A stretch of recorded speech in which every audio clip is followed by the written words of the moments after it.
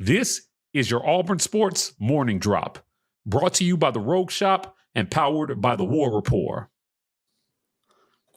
What's Hey, good, Auburn family? Your man Ike Jones with Mike G in the building. This is something new we got going on. This is the morning drop. We're just gonna get in here probably 20 minutes, a couple of days a week, just to get with you guys. If you're members of the War Rapport, you're gonna get an opportunity to chat with us a couple of days a week now, just on all things Auburn sports, man. But let's just get straight to it. Today is December 5th, yep, 2022. Transfer portal is officially open for business, baby. it's open. It's open. If I got a chance to ask Hugh Freeze during his introductory press conference about the portal. He mentioned that they're gonna have to do some work in the portal. The last staff, I mean, this was an indictment on them, right? Like they didn't do very much or very good work in the portal. So this staff is going to get out there, going to have to get out here and try to find some quality bodies, particularly on the line. Hopefully they can get a few skill positions in, but mostly I think it's going to be line work that they're looking to achieve here in the portal. Yeah, absolutely. I think the offensive line is going to be of the utmost importance. If you see the activity from both the staff and the players, you're seeing them tweet at people who are entering the portal that are offensive line, That's right. including a guy from Bama who did a pretty huge troll job on Auburn. Cohen was the offensive lineman that was actually outside of the Birmingham Bowl practice, crane kicking towards the practice field. But he has entered the transfer portal, and it seems like players are like, hey, listen, man, we just need some guys up front. Come on down here. I don't know how likely that is, but you can see the commitment from an overall standpoint of people wanting to go get offensive linemen. Well, this is a new day and age because not only I'm listen, recruiting guys out of high school is still important. Yeah. It's still important. However, if you're a first-year head coach and you got positions to fill, the portal is a dream. Yeah. It is a dream if you can go in there and get your fair share of guys out of the portal. So I'm looking forward to seeing what this staff can do here. Portal pickups will affect your recruiting, your high school recruiting. If you go out and you pick up a really good portal quarterback that's got a couple of years of eligibility left, it might affect how those guys decide because kids want to play. Kids want to play immediately. And so they're not about sitting around waiting for a couple of years to get their chance. They want to play. And Hugh Freeze is promising that. Yeah. He said it. He's promising early playing time to a lot of those guys. What do you think about the playing time promise? Yeah. I mean, listen, I went and looked at the numbers between graduates and people already in the portal. Even though he hasn't officially entered his name, Keandre Jones said he intended to enter the portal. 9 of the 18 guys on the offensive line gone. Half of your room will be gone between people graduating and people transferring. And that's only the names that we know right now. Right. So, yes, there's an opportunity to come and play immediately with Auburn's offensive line, considering the fact that of the 9 guys that are still in there, only 3 of them have had any significant playing time during the game. So there's a lot of guys that can come and contribute immediately in the offensive line for Auburn. So yeah, that's a promise that he can make and be firm on to say you will absolutely be able to compete for starting the job. Well, one of the things that Hugh Freeze promised as well was a quick turnaround. He touted his ability to be able to turn a program around quickly during his intro presser, and getting guys out of the portal is going to be a key to whether he can do that or not. So develop the guys you have, go into the portal, and show those guys. I mean, how much of this do you think, because I was looking at system last night, how much of Hugh Freeze's system do you think guys are looking at and they're thinking, I want to go play in that system. I'm going to get shine in that system. This should be good for getting skill positions out of the portal, should it not? Yeah, no, absolutely. I don't think that you can watch what Hugh Freeze has done over his career as an offensive skill and talented player and not say, oh, yeah, that's a place I want to go. You can't look at his history with putting linemen into the NFL from his stops and say that's not a place that I want to go. If you're an offensive player, Auburn University is definitely a place that's on your radar right now for the potential to turn this program around, and you can be a part of that first class of people that do that. Yeah, it's going to be really interesting to see what he does here. Again, the portal is open today. So does Auburn get any portal commitments on day one of the portal? Are there any kids that we should be watching that? I don't know. I mean, I haven't heard any like concrete rumors of anybody that would be doing anything today, but I do expect by the end of the week, going into Sunday, that we will have had at least one or two make their commitment known. Just because I feel like this staff has been working diligently, and a lot of these kids, they want to be somewhere else, right? Like they are enjoying the process, but they're ready to get to work. And if you look at the transfer portal and the success, a lot of players enter, but not a lot of them find a new home. So the waiting game that a lot of these guys want to do, where they want to go and they want to take these listen, a spot could be taken. Like, you don't really have a ton of time to make a decision about where you want to be and Mm. if it's the right fit for you. You need to make a decision before somebody offers that scholarship to someone else. Well, that's a great point, right? The grass is not always greener on the other side. Yeah. And Hugh Freeze is trying to turn Auburn into a spot where the grass is greener for a lot of guys Yeah. to come in and have an impact immediately. So, I think in year one of the portal, Lane Kiffin had the most portal transfers in the SEC. Yeah. He had the most outgoing, but he also pulled in like close to 20 guys or something crazy like that. I don't know that Auburn needs that number, but what's the magic number here? I mean, I Guys, think it needs to be around that number, honestly. Again, between the number of offensive linemen that you need to pull in. So I looked at a couple of other numbers. So just comparing last year, right? So we had 20 guys, 21 technically transfer out in the portal last year, and we had 11, technically 10, come back in. And the why I say technically on both of those is Javarius Johnson, who entered the portal but came back, right? So if you look at those numbers, and we still didn't get to our requisite number of uh, scholarships that you could offer, right? So only 10 in. I think you really need to double that number with the amount of attrition that you're going to have out of the Auburn roster, between trying to bring in, if you want to be able to do this immediately, right? Like, you can go and try to pick up some 3-star guys or whatever out of high school. But if you want to compete immediately, I think you're going to need to probably be in that 20 range in the transfer portal over the next couple of weeks to get us in a good place where this roster has both talent and experience that's ready to compete immediately. well, thinking about why this is a good thing to get guys out of the portal, remind the folks at home, if you sign right now during this period, you're eligible for spring practice, are you not? Correct. Okay, right. And the SEC has a rule for inter-conference portal transfers. I think last year it was like late February or something like that, or late January. Yeah, I don't remember what that final date is where you could make that happen, but yeah. Yeah, but there are deadlines if you want to play the next year and transfer portal within conference. So, these guys are going to take a look at that. Getting into spring ball is going to be huge for a lot of these portal guys. Getting a chance to develop chemistry with your new teammates, get to know the playbook, get into the strength and conditioning program. I mean, there are a lot of good things that can happen for these kids who can make up their mind about where they want to go and go now.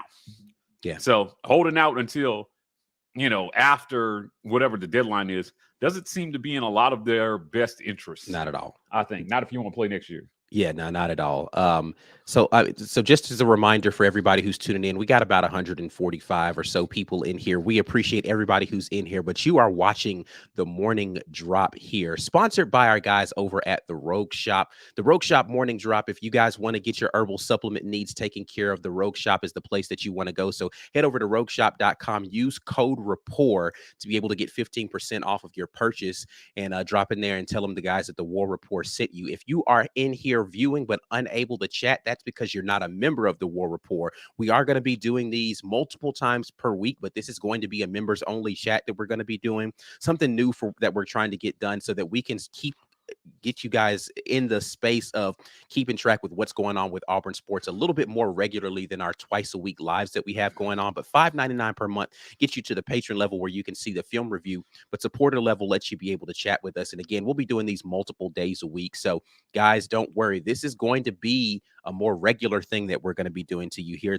with the War Report, bringing you guys more frequent content so that we can get in here and talk with y'all more often. And having said that, Mike G, let's go to the chat a little bit and see what our members are talking about out here. We want to see what you guys have to say. A lot of you in here already, and a lot of familiar faces in here. I'm just going to grab some random ones in here. Douglas says, what about tight end? The tight end position is one that I feel like is in flux right now because I don't know who's staying, who's going, right? Landon King was in the portal. He came back out of the portal. Is he going to go back to tight end? Is he going to remain as a big wide receiver?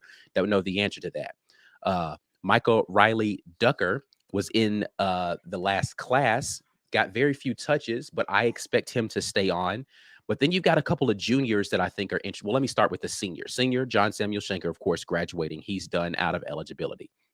Then you've got a couple of juniors that are out there in Brendan Frazier and Luke Deal that I don't know what the deal is going to be with those guys. So it's going to be interesting to see what happens with the tight end room, considering the change in regime, the change in offensive philosophy. Are we going to be in heavy sets? I still owe you guys some Hugh Freeze videos so we can talk about how he utilizes tight ends maybe a little bit. But what are your thoughts about the tight end room, Mike G? Most interestingly was the development with Landon King, who they moved to started at tight end, they moved to wide receiver. Right. He was obviously very frustrated with how it was going. He put his name in the portal. Then they said, we're hiring Hugh Freeze. Landon said, psych, I'm coming back, guys. Right. I was just playing. Don't give away my seat. And, Michael Riley Ducker had openly voiced some displeasure about the hire. Mm-hmm. So we're going to see, where this goes for a lot of guys. But tight end, a lot has been made of the tight ends. Right. Schenker's gone. This was his last year. But you got Fromm and Deal, I think, coming back. And, you've got some talent in that room. It's really going to be about system. Is the system going to allow for the tight ends to get involved and contribute at a high level? I don't, as you start to get into the film breakdowns of Ole Miss, we'll take a look at what Hugh Freeze has done with his tight ends traditionally. But I'll be interested to see. I think it's going to be an important position for Auburn next year.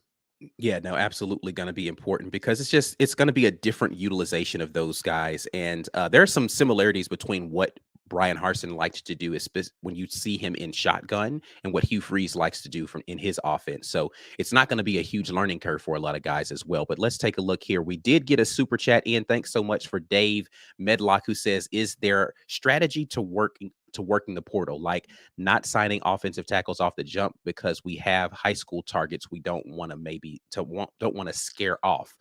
Thank you for the super chat there. And I think this is a good point to talk about, like, strategically, how soon do you want to make offers to guys if you're trying to do what we've talked about, that position that requires you to develop? You want to get young guys in and develop them in your system. How quickly do you want to be able to sign some guys versus trying to go get some new guys, new blood in that you want to develop? Well, if you watch our show, you've heard us talk about how offensive line is such a developmental position. Mm-hmm. So I don't think scaring guys off is a worry. It's like a serious worry, because if you're going to get a guy in the portal, you're going to get a guy who should be physically developed and ready to play immediately. If you're getting a guy out of high school, the assumption, unless he's a superstar, and one of the rare ones that we've had over the years, is that guy's going to have to sit and let his body acclimate to strength and conditioning at the SEC level, at the college level, before he's going to be ready to hit the field. So I don't think the portal will scare off offensive linemen. Maybe at the skill positions, but definitely not offensive line. Yeah, and I'll say this too. Again, if you missed me talking about this earlier, 9 spots.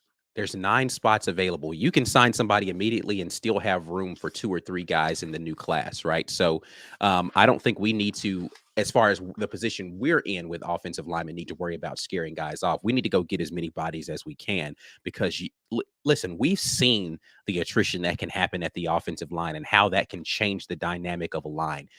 So you have 2 or 3 guys go. Listen, it's only 5 guys that can see the field on offensive line at a time, right? So you see 2 or 3 guys go down, and now all of a sudden you've got an entirely different group out there. You need to have bodies at offensive line. So I think the strategy should just be go get talent wherever it resides, and hopefully you can get 1 or 2 guys that you can bring in and develop and have them grow up in your system. And again, we don't know what the status is or what the actual ability is of some of the guys that have never seen the field at Auburn. I think there's another thing that people forget is, because it's a developmental position, just because a guy hasn't had snaps doesn't mean he's not talented. And that's the thing that we have to continue to remember. Not cracking the starting lineup immediately does not mean you lack talent, even with as bad as we feel like the offensive line has been at Auburn.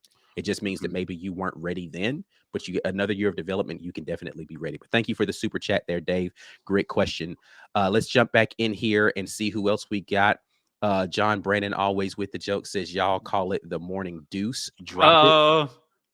I don't know about that one, John. That's weirdly personal. I mean, I'm a morning deuce person. I just don't know if that's a moment I want to share with you all. Yeah, It's so very it's a private. little much. And Yeah, I saw your other comment about the arrow should be going up. This is not a trajectory arrow. It's because we're dropping something for you guys. And so you can't drop up. You got to drop it down, baby. So I yeah. don't know what y'all Drop talking it about. down to the ground. Yeah, listen, man. If you dropping it up, something is wrong. Mm-mm. All right. So Chase jumps in here, says, do y'all think we have a good chance of getting 2 5-star D-line recruits? I think we've got as good a chance as anybody else getting them. Right. Who's the defensive coordinator though? Correct. And what kind of defense are you going to be around? I think that's going to be important to Yeah. those defensive recruits. Yeah, absolutely. I think that's a big thing. What type of defense are you going to be running? Because you need the kind of guys that can run your defense.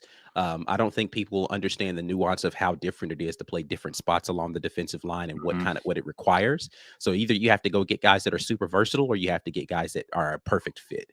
Right. I prefer perfect fit guys so that you can be more agile and dominant when you start rotating guys in and out.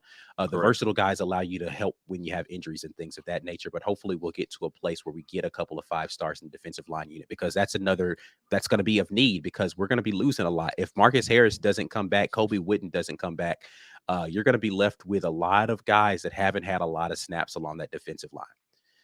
All right, James Stallings jumps in here. Ra Thomas is set to visit this week. If those that don't know, Ra Thomas is the wide receiver from Mississippi State that has entered the portal recently. A lot of rumors say that it's between Auburn and Georgia right now for getting his talents to come to their wide receiver room. Any thoughts on Ra Thomas, Mike G? You know what? For me, it's hard to talk about wide receivers without talking about quarterback. Mm-hmm. And so these guys obviously are seeing the system and thinking, this is a system where I'm going to get the ball. Right. And Mm-hmm. I mean, leaving Mississippi State to me is a little odd. It's a little odd because it's like, okay, well, the quarterback's going to be gone though. Yeah, they throw the ball a lot. But and Auburn has got running backs ever for days. Mm-hmm. So I think it says something about Hugh Freeze's system that even in spite of the talent that they have at running back, you're getting guys like Ra to be able to come in and take a look at Auburn, understanding that they're going to get the ball in spite of a dynamic running game, particularly after what they did over the last 4 games of the season. Yeah, listen, and that's the Hugh Freeze effect. If a wide receiver in the transfer portal is talented as Ra Thomas is even considering Auburn, then that's Hugh Freeze that's making that a thing. Because otherwise, looking at our past history, there's no reason a wide receiver would want to come here unless he's like, man, I'm going to be the best blocking wide receiver you've ever seen in life. So yeah, thank you for the comment there, James. Let's jump in here. Joey Kelsey says, have felt like this was our best wide receiver room in years, have been frustrated about the limited touches, hope QB improvements help to keep our wide receivers at Auburn. Thoughts on this comment here, Mike? Yeah, this is where I'm at, right? You can't talk wide receiver without talking about the guy getting them the ball. Of all the positions on the field, you are in the least control of your destiny at wide receiver. Yep. You can run a perfect route. You can burn your man. You can dance with the cheerleaders. If they can't get you the ball, it's none of that matters. It's tough. It's tough. And I gotta imagine like these guys are probably used to it, but it's probably tough, like running down the field, constantly getting open, and it gets a little disconcerting not getting the ball when you're open. So they're gonna have to work on that, man, because this was a pretty good wide receiver room. I thought they were very underrated. Yeah, no, I think a lot of people feel like the wide receiver room didn't have talent or they weren't getting open. I can't wait till I get my hands on some all 22 footage from this past season so we can dispel some of those myths. But I do think that this wide receiver room has a ton of talent, just underutilized, as said right here. Good comment here from Joseph. Stephen Riley jumps in here, says, y'all think we lose the 7 guys to the portal this year? So you're talking about the guys that are already in there. Xavion Capers is already hinted that he might be coming back. So is the same thing with Dawson. So it's a possibility that those 2 guys come back from that portal. The other guys, I don't know, right? So they're defensive linemen and, DBs and things of that nature that are in the portal right now that I have no idea about whether or not they'll be able to stick. But it's a possibility. But if guys choose to go elsewhere, then I definitely wish them the best as long as they don't come back and try to troll Auburn. So, yeah, I don't think it was a secret, Ike, that there was some consternation amongst the players about the last coaching staff in the system and the utilization of players in that system. So, guys, the hiring of Hugh Freeze has injected some hope into the program for some of these guys that, hey, if you were a guy who you weren't getting a lot of burn under the last staff, you're happy about this change because you get a chance to reset with these coaches and show what you can do. Yeah. Yeah. Two comments here that are similar. I'll address both of them kind of in tandem. Joey Kelsey jumps back in and just Tank staying scare off Cobb. And Stephen Riley jumps back in saying, is Tank staying for sure? The answer to both of those, I'll answer both of those questions. I don't think Cobb is scared of anything, so no. And is Tank staying for sure? Don't know. Right. I don't think it's certain. If he does, listen, that running back room is starting to look a little crowded. Yeah, and so here's the thing, like, crowded. If Tank goes, right now, I saw a draft projection that had him somewhere as like, as far as overall draft prospect, somewhere in the 60 to 70 range, right? Which is not terrible, but not great. That puts him probably a 4th round pick if you're looking at what running backs do. But I think that there's an opportunity for Tank Bigsby to come back and maybe improve his draft stock, but I don't know that it's very likely that he comes back. It's a possibility. He's still mulling it over, but I don't know that it's very likely right now. Yeah, it's going to be interesting to see. I mean, it's going to have everything to do with draft position. Yeah, for him. Is the bag going to be big enough at the spot that he's going to get drafted that it makes sense, or do you stay in college now with NIL, get the bigger bag, and be guaranteed that you're going to be the guy? Like, nobody's talking about benching Tank Bigsby. Yeah. Douglas jumps in here and says, do we try to get another QB as far as the portals? I mean, listen, yes. You Injuries can't happen. I mean, again, like we've seen, we were one like like he was injured playing, but we were one serious injury away from going to a true freshman at quarterback this year, right? Who would have been our 3rd string option, really 4th option if you consider how high up Zach Calzada would have been on the list in front of him. You have to have more bodies in the QB room because you just never know. And technically, that injury happened. The quarterback we had just toughed it out. Correct. He just toughed it out. So I do think, you stack that position. If you're going to be a premier program, you got to be used to having multiple guys who could do the job at one position. Yeah. And they wait their turn. Yeah, I think it's a no-brainer that you go and get a quarterback because you just need the bodies in the room. All right, guys. Well, listen, this is just we just wanted to come and chat with you guys really quickly this morning, but this has been the Morning Drop presented to you by Rogue Shop. Once again, you guys go check out rogueshop.com. Use code RAPPORT to get your 15% off over there, and make sure you tell them the guys at the War Rapport sent you. But we appreciate you guys checking in with us this morning. We'll be back tomorrow morning with another drop and maybe some names that have dropped in the transfer portal. You got Ike Jones, Mike G signing off. Until then, and the next time, as always, War Eagle, and we're out.